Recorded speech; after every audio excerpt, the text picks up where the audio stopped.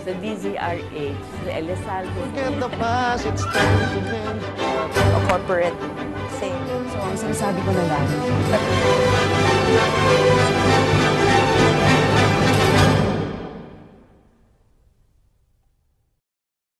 isang mapayapang hapon Pilipinas, narito ang inyong balerina ng bayan, si Lisa Macuja, na bumabati sa lahat ng nakikinig sa DZRH at sa lahat ng nanonood ng RHTV, lalong-lalo na sa ating mga kasamahang alagad ng sining at kultura sa buong bansa.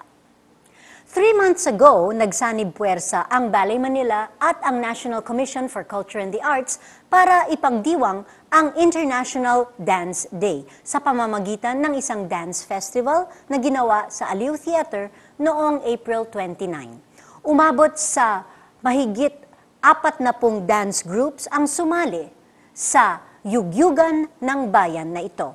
Merong ballet, hip-hop, modern, contemporary, jazz, pero isa sa medyo naiiba sa aming naging participants ay ang presentation mula sa Pole Cats Manila, ang kauna-unahang organized pole dancing group sa Pilipinas. Sa hapong ito, samahan ninyo kaming kilalanin ang grupong ito at madadagdagan ang ating kaalaman sa pole dancing kasama ang kinatawan ng pole cats na si Christina D.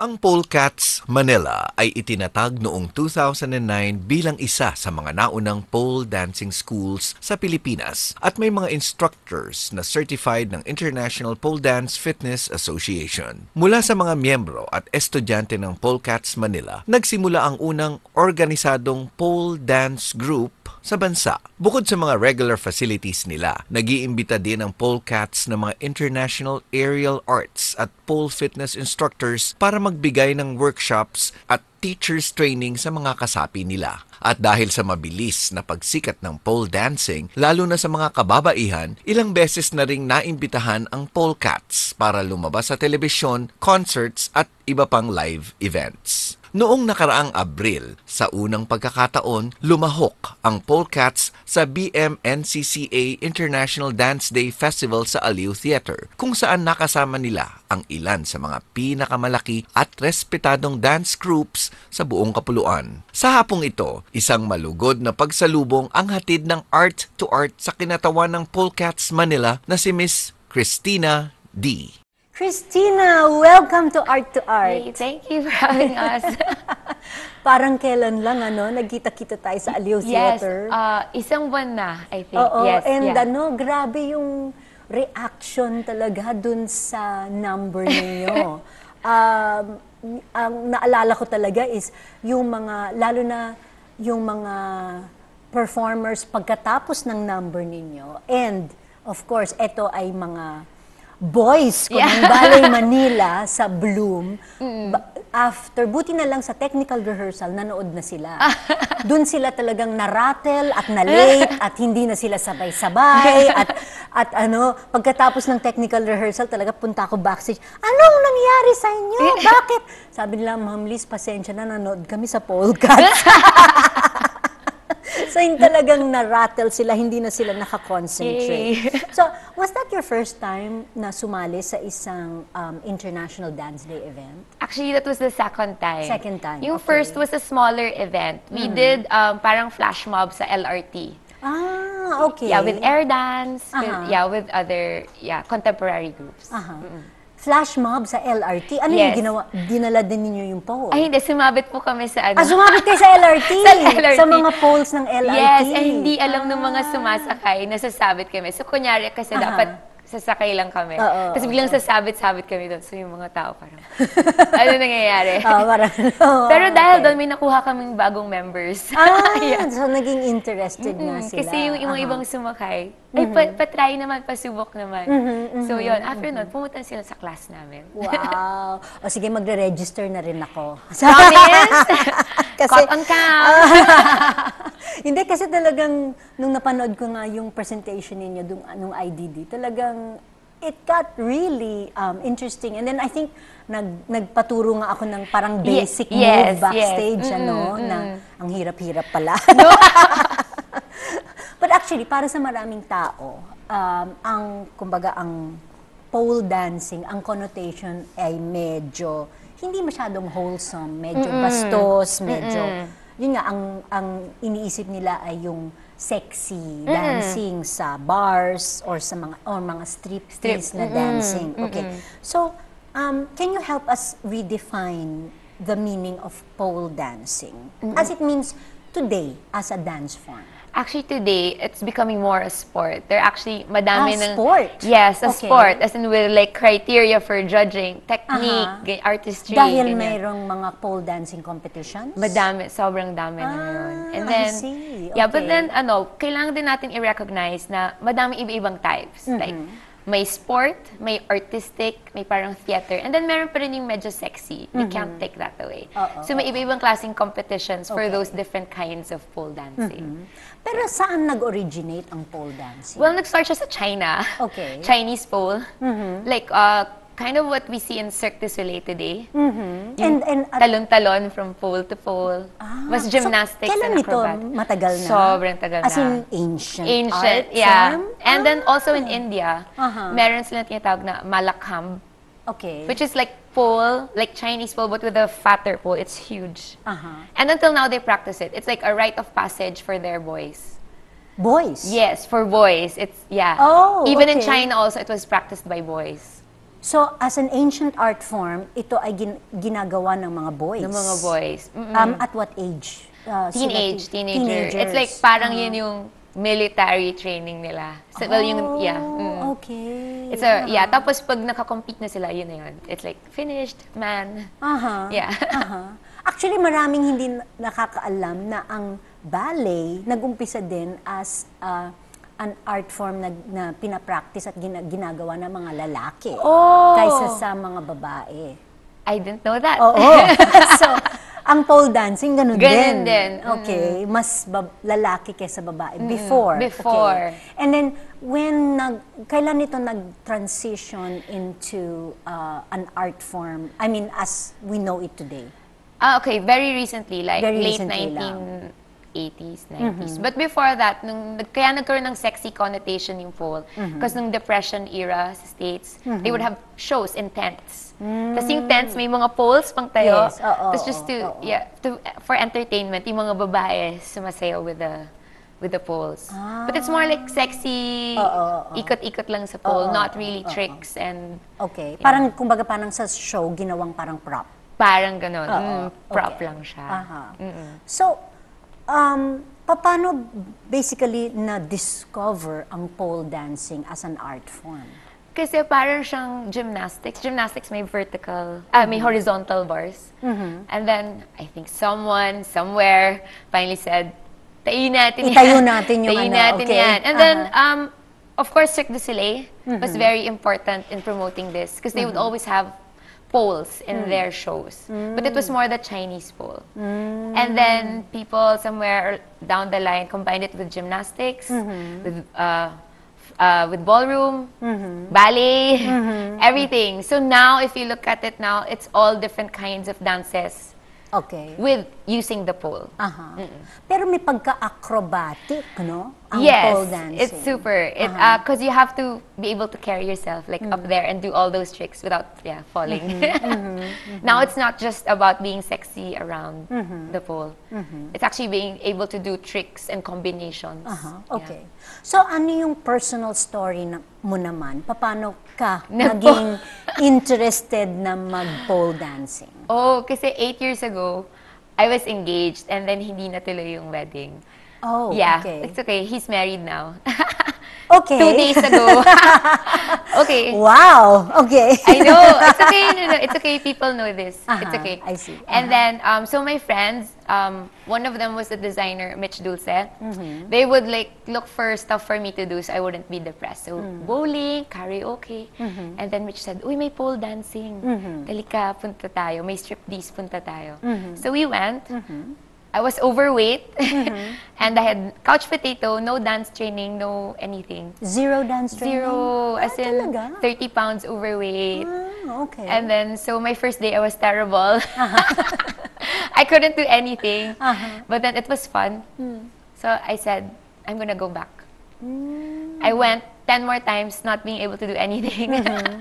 But I was challenged. And then I liked it. It's something totally different. And I like being able to challenge myself, to figure things out. There. So that's how I started. What did you like about it? It was hard. Okay. It was hard. Lahat naman ata Yeah, mahirap, yeah. no? Lalo na sa umpisa. Okay. So, and I like that it was very different from what I would usually do. Because nagdo-drawing na rin ako noon. So, nothing physical. So, it was the first physical thing I ever did. I was 31. So, it was the first physical thing I did in my whole life. So, parang it was totally different. And I wanted to study it. I was curious. Okay. There. So, Wow. Okay, so the next day, sumakit ang katawan mo. sobra. I couldn't lift my spoon. Yung makakain. I couldn't lift my shirt. Because pole dancing, a lot of arms. Yes. You have to carry yourself. Totoo. Okay. And you were 30 pounds overweight at that time. And couch potato. Yeah. So talagang nakatulong, syempre, ang dancing mo Yes. to take care of your health. Yes, right? sobra. Because of that, I worked out more. I took care of my eating. Because then you realize, flexibility, nutrition affects flexibility. And then if you're lighter, then of course, it's kind of a bit easier to carry yourself. So everything changed. I slept earlier. Yes. Because if I wake up the next day groggy, I'm gonna fall off the pole. That's true. Yeah. So, and mas naging disciplined ako as a person. You said yung 10 times mong bumalik it was really bad. Terrible. No? Okay. Terrible. How often yung 10 times na yon over a period of every day ba yon? No, not possible because I Okay. couldn't lift my arms. Yeah. It started twice a week. Twice a week. Just so I could recover. Okay. Pag natataas ko na ulit yung arm ko, sige, pasok ulit. I see. But it was, it took me more than a month before I could do one thing. Wow. Okay. Pero okay lang. Hindi, ganun naman talaga di ba? ganun Mahirap din. talaga sa umpisa. And it gets easier. Yes. And no pain, no gain. Exactly, yes. Okay. So, what made you organize Polecats Manila? Because at that time, we were in another studio, and then I realized that it could be taught better. Because at that time, I guess pole dancing was bago pa lang. So walang syllabus, walang curriculum. But I realized I was getting injured a lot.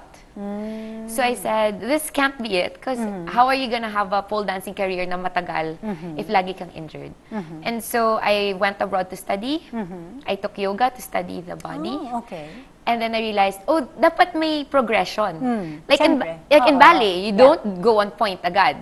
It takes how many years? Yes. A lot of years. Yes. And then you have to study first position, second, before you do jetés. And so same. I said, same dapat yan with Pole dancing. Because you can't do the advanced tricks if you don't have the foundations. Of course. So so we said, we have to put up something. We have to organize something. Para maayos natin how it is being taught, so we don't injure people. Wait, and this was all 8 years ago? No, that was after 2 years. 2 years, okay. Because that's when I really kind of understood it more. Kasi nung start, of course, I was just following because I didn't know anything about anything. And then the more I studied, the more I realized, I don't know so much. And then the more I studied, and then you realize, there's a better way of teaching this. I see. Okay. Yes. So me and my friend, we got certified in Hong Kong. And then we brought it back here. We made our own syllabus and curriculum. The studio we were teaching in didn't want to apply it. So I said, we should put up our own. So we put up our own school. And at the same time, we did gigs. Just to show people na this is the kind of pole dancing na ginagawa natin ngayon. Hindi na siya yung basta hubad-hubad, sexy. Although meron pa rin nun. That's fun. Sure, that's fun. But we can do something more with it. And how many students does Polecats Manila have now? Now, over 100. Over 100? Yes. Wow. And how many schools? I mean, branches do you we have one main branch in Ortigas, and then we partnered up with 360 Fitness Club. So, Alabang, Fort, Timog, Makati. And then we partnered up with Elorde Katipunan. So, another one. So, 6 total. Wow. And yung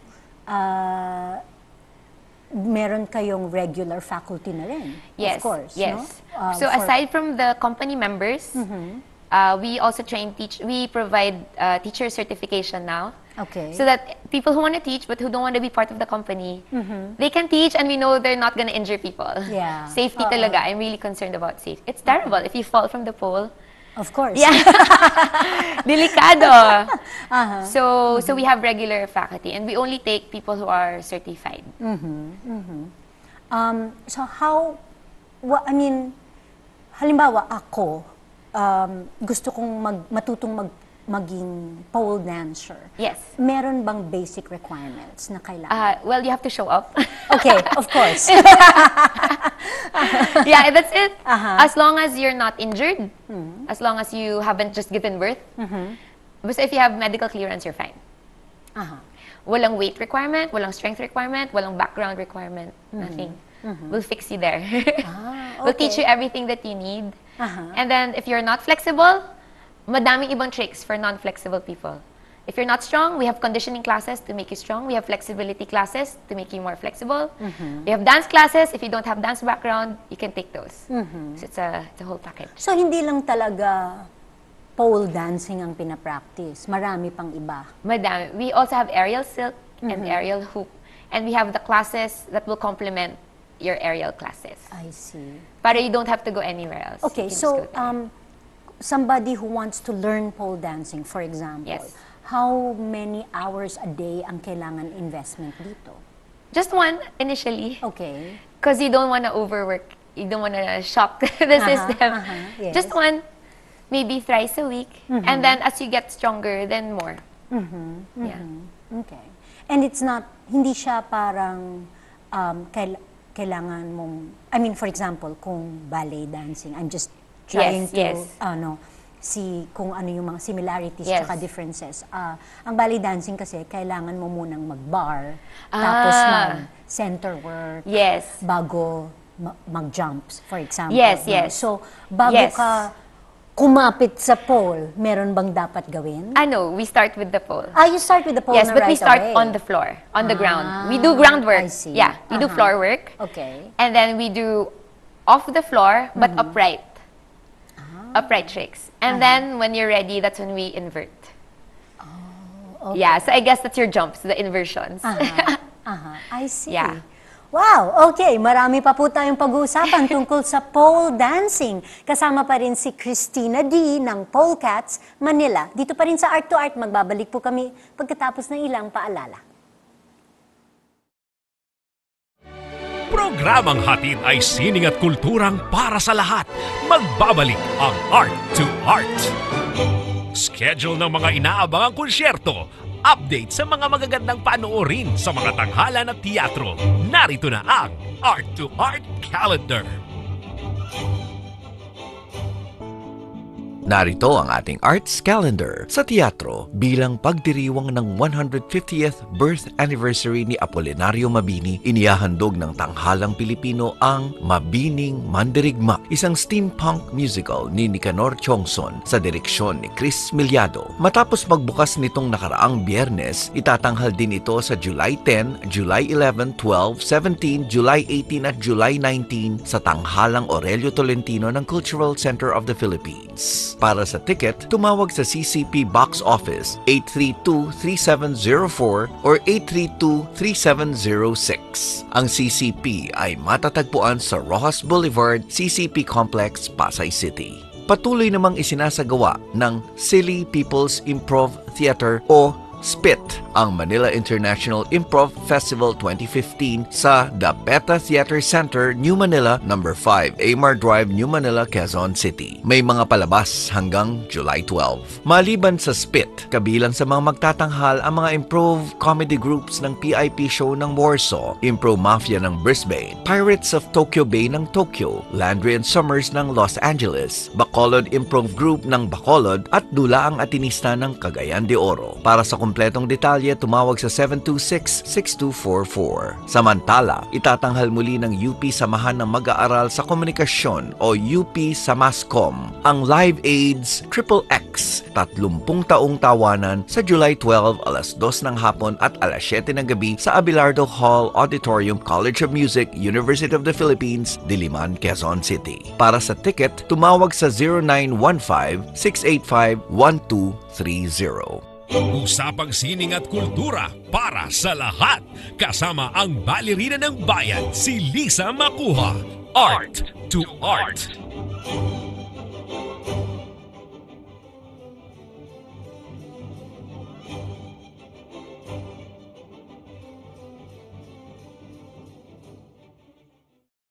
Kasama pa rin natin ang isa sa mga founders ng Polecats Manila na si Miss Christina D.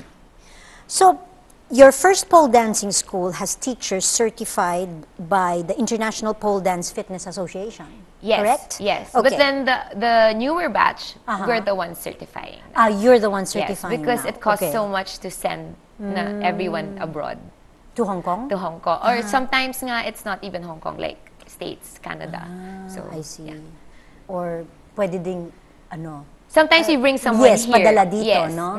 But that requires a minimum number of teachers kasi. okay. And sometimes we don't meet it kasi Yes. bago maging teacher yung isang pole dancer, kailangan matagal-tagal na rin siya nagpo-pole dance. And it's kind of, Siyempre. it's kind of new here. So, Yes. konti lang talaga. Okay. So, what goes into your program curriculum? Oh, okay. So, we have like anatomy. Oh, the certification, you mean? Of course, we have basic anatomy. And then we have the basic spins and then floor work, basic inversions. We have how to prevent injuries. We have first aid. Completo, it's the whole thing. And how long is this course? 40 hours. 40 hours? Yes. Okay. And it But will- before that, kailangan syempre meron ka ng experience Yes, as a student. we have to evaluate the student. Okay. And this is just for the beginner level. Iba pa yung certification for intermediate level. Because those are very different things to teach.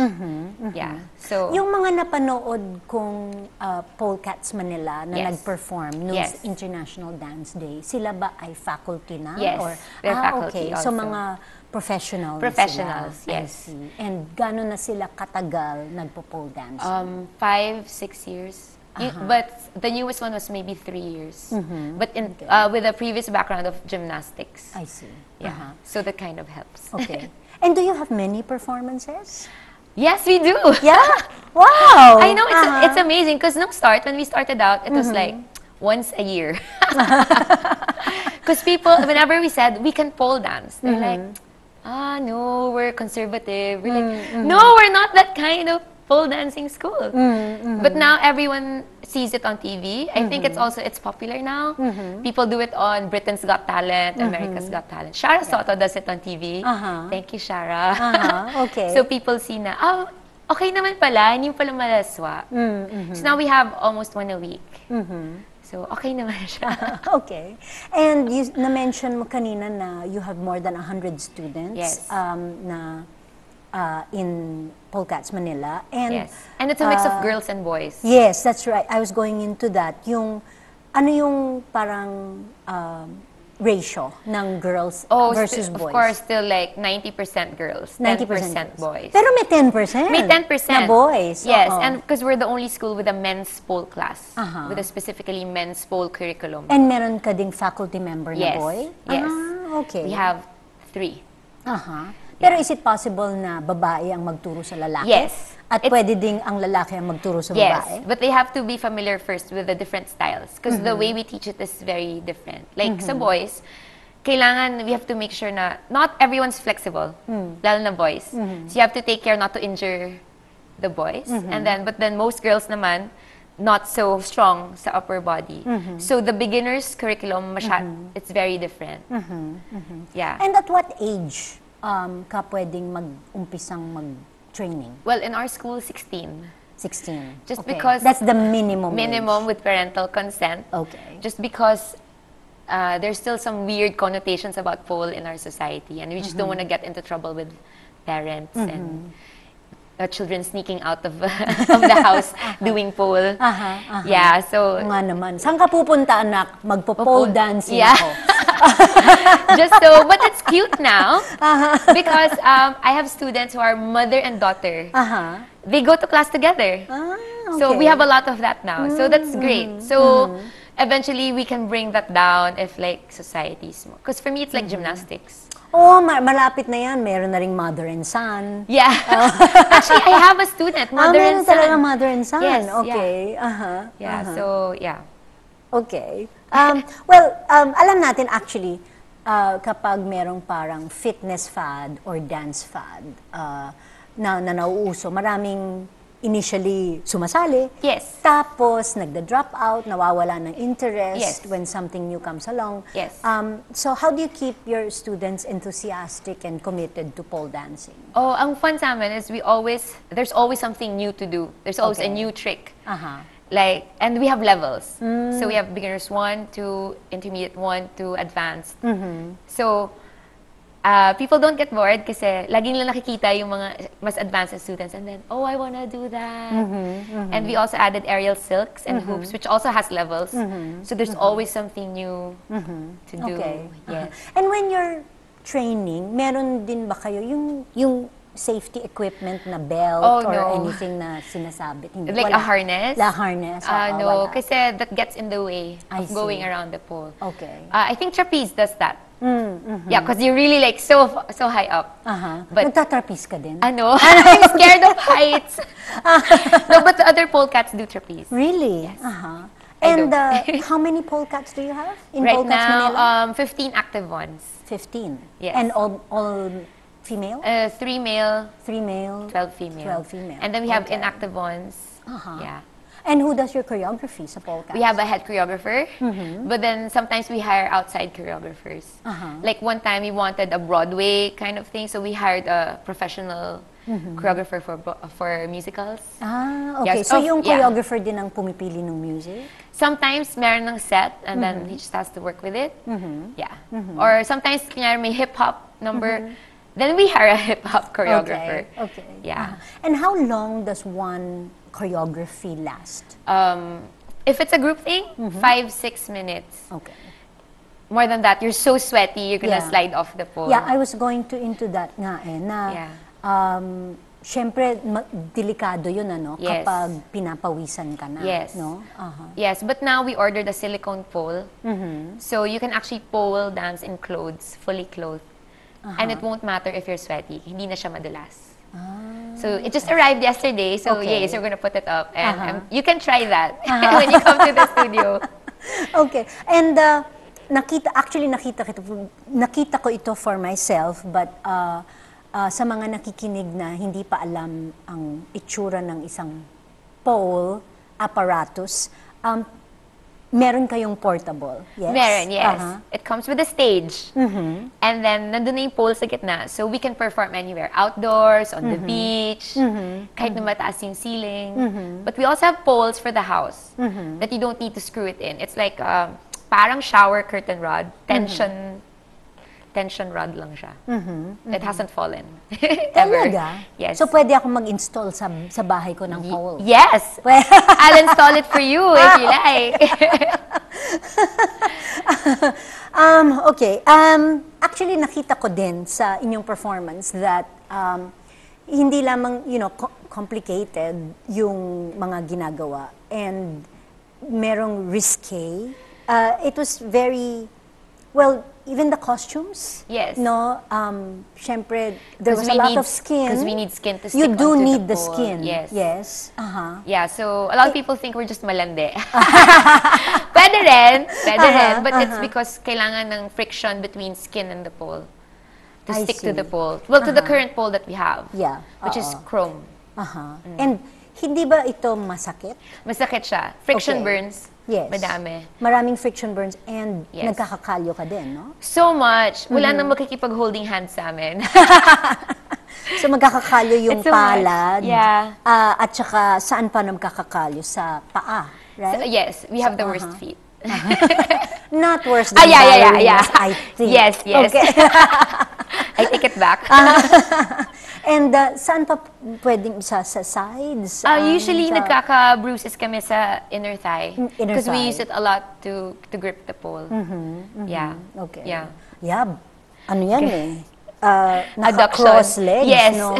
Oo, sabi nga nila, ang horseback rider, Yeah. kailangan din i-grip yung Yes. horse, no? As So, you ang fly pole away. cat dancer, kailangan i-grip mo Yeah, yung... and it's such a small yung apparatus. pole. So Oo. you really have to grip a lot. Yeah. So, Okay, from your experience as a teacher, ano ang mas mahirap ituro, lalo na sa mga babae? To learn the aerial routines or to overcome their inhibitions? I overcome their inhibitions. The technique, it's easy. If they just follow what you say step by step, get it. But a lot of them are like shy. They don't wanna take off their shirt. And I'm like, but you have to. Kailangan dumikit sa pole. Or gusto mahabang shorts. I'm like, hindi pwede, dudula. So, Yeah. sometimes it really takes a whole year for them to take off their shirt. Which is okay, I'm patient. Kanya, di ba? Like, whenever the student feels safe and comfortable, then of course. That's Yeah. true. But then I think when she realizes, I want to do this trick, pero hindi pwede dahil may t-shirt ako, then, okay, tatanggalin ko na tong t-shirt ko. Then she realizes, oh, it doesn't matter. And we don't judge. We're all different shapes and sizes in the company. All the teachers are different shapes and sizes. So they're like, oh, okay, we can all do it. Yeah. And is it really strength or kasama din dito yung, syempre yung the amount of weight that you're carrying? Well, yeah, strength. Because, well, of course, if you're a bit heavier, you will need more Strength. strength. But I've seen a lot of like really skinny people who cannot lift themselves. I see. So, Okay. yeah, strength. And ano yung pinaka-common na injury na nangyayari? Oh, a lot of it is wrist. Wrist. Because it's understandable. Ayaw mahulog ng tao. Yes. So you grip the pole a lot, too much, which is bad for your For the wrist. wrist. Okay. Yeah, so that's a common. But now we really teach them. So that's why we do a lot of floor work first before we even go up. Para sanay na sila how to grip the pole properly. Yung sakto lang.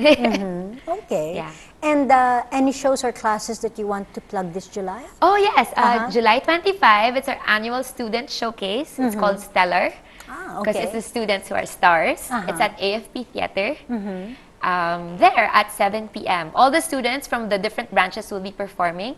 It's called Stellar Unreal because we're dancing to movie themes. Wow. Yes. Okay. So, so I'm July excited for this. 25. July 25, 7 p.m. I'll send you tickets. Sige. Panonoorin natin yan. Yes. And of course, para sa mga nakikinig na interesadong matuto ng pole dancing, saan kayo pwedeng makontak? We have a website, polecatsmanila.com. We also have Facebook and Instagram, polecatsmanila. They can also email us info@polecatsmanila.com. Or you can text us, just don't spam us. Okay. 0917-700-7653. Yes. And of course, aabangan natin ang Polecats Manila sa susunod na IDD na rin, Yes, yay! na dance festival Maybe we sa can put Aliw the Theater. silk and hoop na rin with the Yes, pole. Yes. for sure. Yay. Okay. Maraming salamat, Christina. Salamat, Alisa. Sa pagbisita mo dito sa amin. And for sure, mag-e-enroll ako. Yay! And susubukan Ipakam. natin ang pole dancing. Di ba sabi nga nila pag classical ballet dancer ka, since that's the strictest form of dance, Yes. pwede kang maging less strict. Yeah. So, ang gusto ko, ang first choreography ko, Swan Lake pole dancing. Okay, sure. Okay! Abangan I'll do it po for you. natin yan. And thank you for enlightening us about pole dancing. Thank you for Talagang having us here. ang daming nakikinig sa atin na, iba na Iba ang, na pala ngayon. ang tingin sa pole dancing. Okay. Maraming salamat. And of course, hanggang sa susunod na linggo, samahan ninyo kami ulit dito sa Art to Art, kung saan ang usapang sining at kultura ay para sa lahat. Ito po ang inyong balerina ng bayan, Lisa Makuha, nagpupugay sa artistang Pilipino.